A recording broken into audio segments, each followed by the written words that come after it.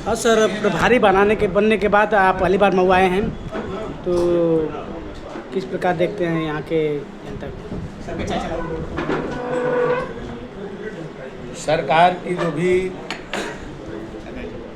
प्राथमिकता है, सरकार की जो भी योजनाएं हैं, उसको जो है जनता तक पहुंचाना है। सर यहाँ की जो भी समस्या है उसको सरकार तक पहुंचाना है। जी हम लोग एक बीच में एक कड़ी के रूप में काम करेंगे और मऊ के विकास के लिए हम लोग चाहेंगे कि यहाँ की विकास की रफ्तार तेज हो और मोदी जी और योगी जी की जो भी नीति है विकास के प्रति, उसका 100% लाभ मऊ की जनता को मिले।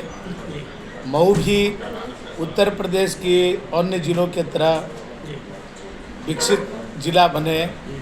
लंबे समय के बाद माननीय कल्पनाथ राय जी के बाद इस ज़िले का जो विकास हो रहा है वो भारतीय जनता पार्टी की सरकार में हो रहा है, 17 से हो रहा है। जी माननीय योगी जी और मोदी जी इस ज़िले को विशेष रूप से चिंता करते हैं, तो यहाँ के कैसे विकास हो, जो भी उनकी योजनाएं हों वो जनता तक कैसे पहुँचे, इसके लिए कार्य करेंगे। समाजवादी पार्टी कहती है कि 2027 में उखाड़ फेंकेंगे।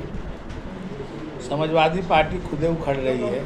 जी नेताजी मुलायम सिंह जी जो के साथी जो थे, जो सपा के संस्थापक सदस्य थे, वो एक एक करके समाजवादी पार्टी को छोड़ते जा रहे हैं। जी माननीय अखिलेश यादव जी मुख्यमंत्री बने थे, नेताजी के नेतृत्व में चुनाव हुआ था 2012 में, जी और उन्होंने इनको विरासत में जो है मुख्यमंत्री पद दे दिया था। जी उसके बाद लगातार हार रहे हैं। जी 2014 में खुद मुख्यमंत्री थे और उनके पैरों तले ज़मीन खिसक गई, उनको पता नहीं चला। जी भारतीय जनता पार्टी 73 सीटें पाई 80 में से, जी और 2017 में जब चुनाव हुआ तो खुद मुख्यमंत्री थे अखिलेश यादव जी।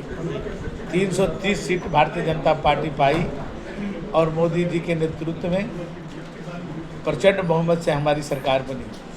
2019 में अपने घोर विरोधी बहुजन समाज पार्टी को जी साथ लिए, जो सपा और बसपा दोनों पूर्व और पश्चिम कहे जाते हैं, जी लेकिन दोनों मिल के भी लड़े तो मोदी जी और योगी जी की लहर को नहीं रोक पाए। जी 2022 में अखिलेश जी कहते थे कि 400 सीट पाएंगे, और 30 सालों के बाद कोई दोबारा मुख्यमंत्री बना अपने काम के बल पर तो योगी आदित्यनाथ जी बने।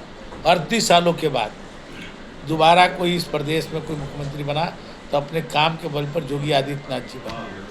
बताते हैं समाजवादी पार्टी के लोग कि अगर अखिलेश यादव 2024 में बढ़िया से नहीं लड़े होते तो 400 पार भाजपा गई होती और संविधान बदल दी गई होती। यही तो झूठ का अफवाह फैलाएगा। इन लोगों के पास अफवाह फैलाने के सिवा कुछ नहीं। जी इन लोगों ने झूठ फैलाई कि मोदी जी 400 सीट पाएंगे तो संविधान बदल देंगे, जी आरक्षण ख़त्म कर देंगे। जी ऐसा अफवाह फैला करके इन लोगों ने वातावरण खराब करने का काम किया। और उसके बाद जितने चुनाव हो रहे हैं, जी देश की जनता आप देखिए, चाहे दिल्ली का चुनाव हो, चाहे हरियाणा का चुनाव हो, महाराष्ट्र का चुनाव हो, बिहार का चुनाव हो, बंगाल का चुनाव हो, आसाम का चुनाव हो, आज पूरे देश की जनता जो है आज मोदी जी के विकास को स्वीकार कर रही है, मोदी मोदी कर रही है। और यूपी में तो मोदी भी है, जोगी भी है, तो यहाँ तो सुनामी बहेगी। यहाँ ये लोग कहीं दिखेंगे, जो कुछ सीटें पाए थे वो भी इस बार बह जाएगी। यहाँ सुनामी बहेगी मोदी जी योगी जी के नेतृत्व में। तो देखा जाए तो मोहम्मदाबाद में समाजवादी पार्टी जीती है और यहाँ से भाजपा के समर्थित प्रत्याशी अब्बास अंसारी जीते हैं, तो क्या चारों सीटें यहाँ भाजपा पूर्ण बहुमत से? चारों सीटें भाजपा जीतेगी, जी चारों के चारों सीटें भाजपा जीतेगी। आप जो है इंतजार करिए 2027 चारों सीटें। यही नहीं, पूरे प्रदेश में सुनामी बहेगी। सुनामी तो जानते हैं ना, जी जी आंधी से बड़ी होती है, जी हैं? तो बहुत लोगों को बहा ले जाती है। जी। इस सुनामी में बह जाएंगे ये लोग। जी। तो प्रभारी बनने के बाद किस तरह से मऊ को सौगात मिलेगा?